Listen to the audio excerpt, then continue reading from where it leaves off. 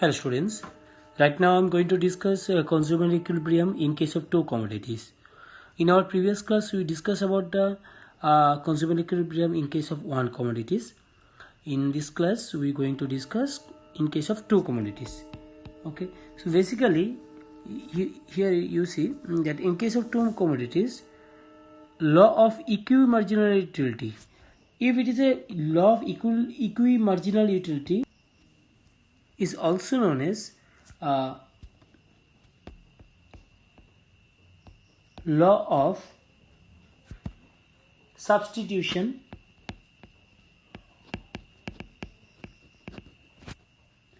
then law of maximum satisfaction,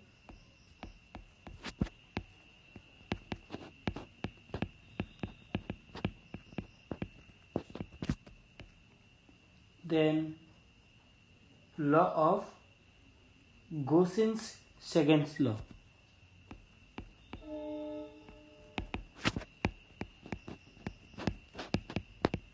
Okay, so these two commodities always calculate in law of equimarginal utility. Okay, ये law of इक्विमार्जिनलिटी always help करता है जब to commodities का हम लोग बात करेंगे। उस समय इक्विलिब्रियम निकालने के लिए लॉ ऑफ इक्विमार्जिनल यूटिलिटी सबसे ज़्यादा यूज़ होता है।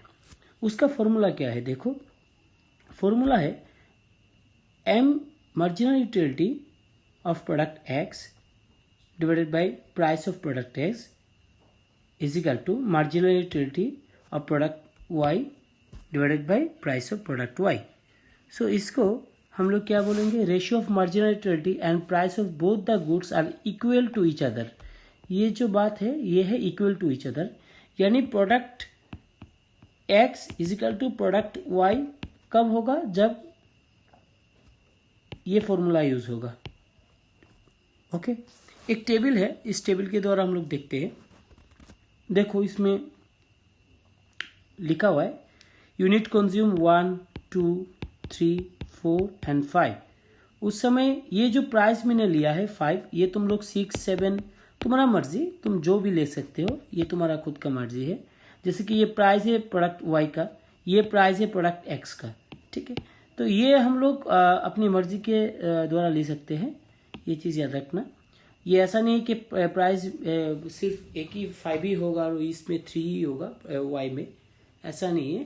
प्राइस तुम ले सकते हो अपने खुद के मर्जी से, यानी प्राइस 5 जो मैंने लिया ये मेरा मर्जी के लिए मैंने लिया।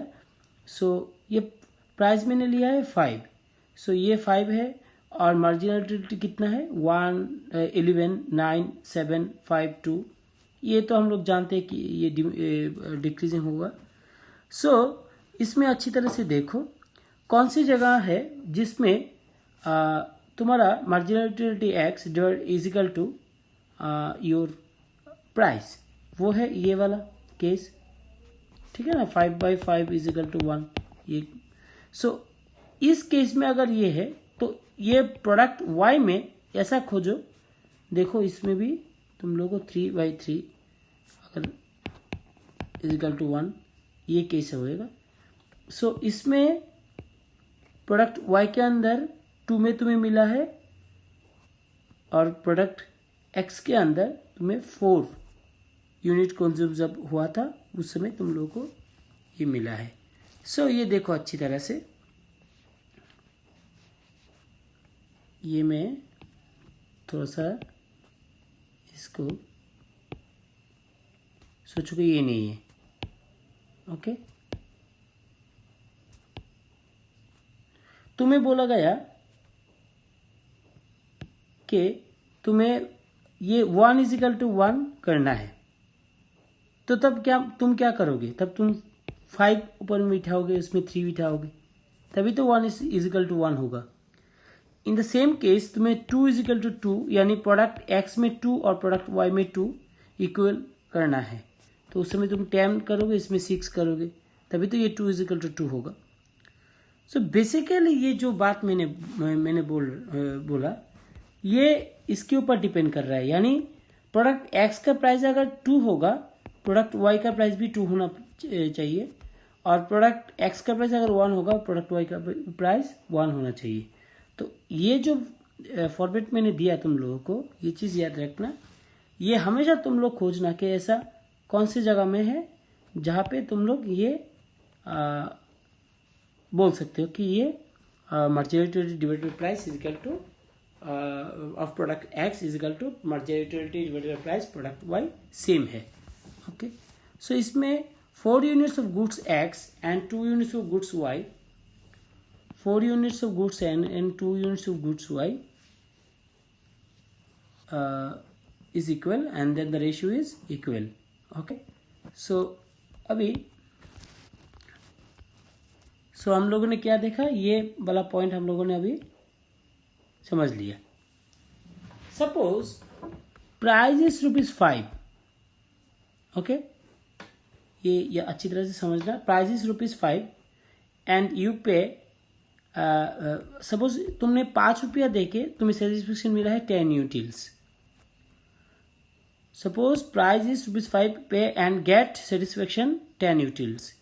हम लोग जानते हैं कि सेटिस्फेक्शन यानी मार्जिनल यूटिलिटी। अगर मार्जिनल यूटिलिटी को शॉर्टकट में बोलेंगे तो वही हम लोग बोलेंगे कि ये सेटिस्फेक्शन है। सो फ्रॉम, जब ये ₹1 होगा, उसका यूटिल्स कितना होगा? 2। कैसे? ठीक है ना, तो ये 2 यूटिल्स होगा। So like this, price is 1 when utils is 2। ये देखो, यही तो फॉर्मूला है ना, तो 2 utils. Utility from 1 spend of goods X, utility from 1 spend on goods Y. अभी ये अगर एक्स में जो यूटिलिटी ₹1 देके मिला है, वही ₹1 देके यूटिलिटी 2 में मिलना चाहिए। अगर कोई कारणवश तुम देखते हो कि तुम्हारा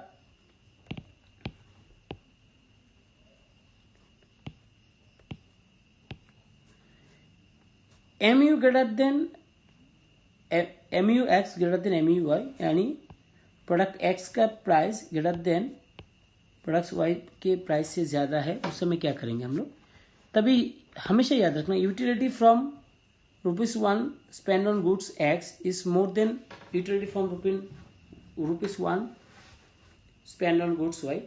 इन that case, consequently the consumer will increase the consumption of goods x, because x का सेटिस्फेक्शन वाई से ज़्यादा है, तो ऑब्वियसली कंज्यूमर कौन सा खरीदेगा? एक्स का ही प्रोडक्ट ज़्यादा खरीदे, और therefore the marginal utility will starts falling and utility from ₹1 on goods x will starts falling.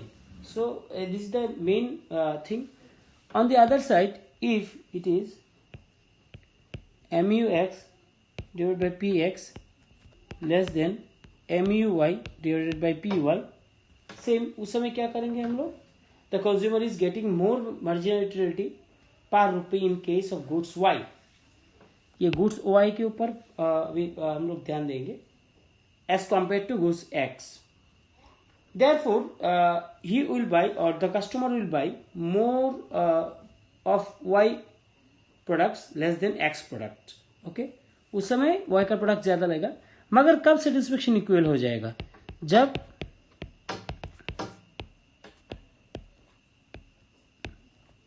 उस समय हम लोगों का सेटिस्फेक्शन यानी मार्जिनल यूटिलिटी हम लोगों को मिल जाएगा। तो हमेशा याद रखना, कंक्लूजन हम लोगों को यही लिखना है कि it brings us to conclusion that MUX is divided by PX यानी price of X commodity is equal to MUY divided by price Y यानी Y commodity is necessary condition to attain consumers equilibrium. यही position है जो consumer equilibrium को satisfy करता है। Okay, तो ये चीज़ याद रखना, हमेशा ये चीज़ याद रखना। अभी तुम लोगों के साथ में एक क्वेश्चन शेयर कर रहा हूँ। Now this is the question, the marginal utility schedule for goods X and Y are given below. Both the goods are priced at rupees 1 and the income of Rakesh, an individual, is assumed to be rupees 8. This is a very important line, that the income is rupees assumed to be 8. Determine how many units of both the commodity should be purchased by Rakesh to maximum his total utility. Okay, here quantity is there 1 2 3 4 5 6 7 8. Marginal utility is there, and here it is a marginal utility of y. So determine how many units of both the commodities should be purchased by Rakesh and to maximize his utility. Right now I am going to solve the question. First of all, to maximize the total utility, you write to maximize the total utility,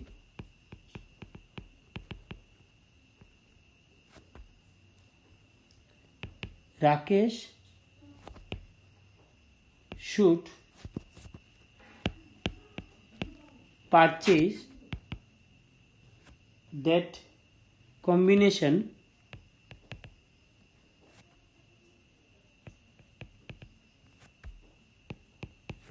of both the goods when mu of last rupee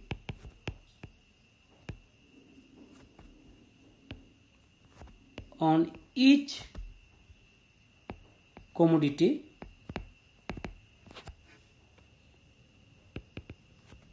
is same, that is mu x divided by px is equal to mu y divided by py. Okay, so the second condition is mu falls as consumption increases. Okay, so it happens when Rakesh purchase, if you see carefully, it happens when Rakesh purchase 6 units. When Rakesh purchase 6 units of y and 2 units of x.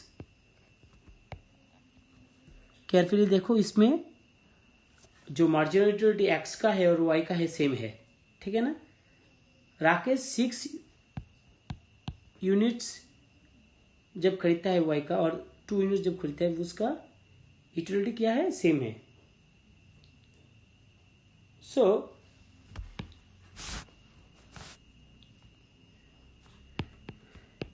mu from last rupee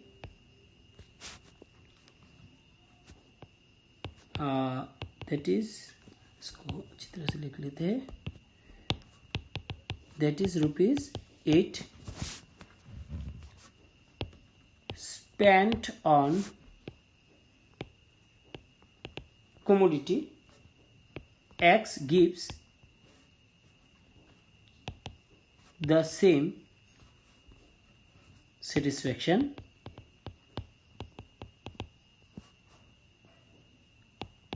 of 10 utils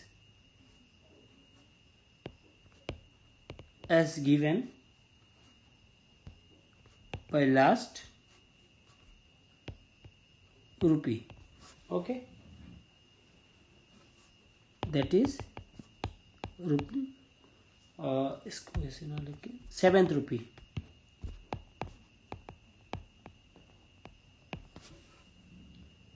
Spent on commodity y. Okay, spent on commodity y, and mu of each commodity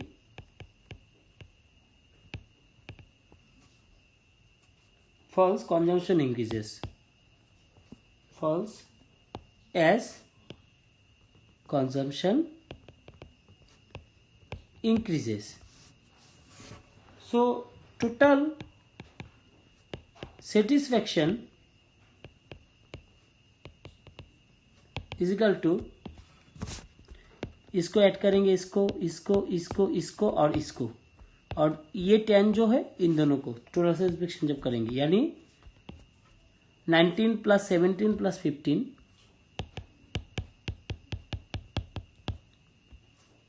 plus 13 plus 12 plus 11 plus 10 plus 10। 10 किस लिए 2 बार, देखो ये 2 बार 10 को बिठाएंगे हम लोग। Total कितना हुआ, total है 107 utils. Okay, 107 utils will be obtained। Okay, so हम लोग नेक्स्ट क्लास में बजट लाइन को लेके बात करेंगे, indifferent curve and budget line को लेके।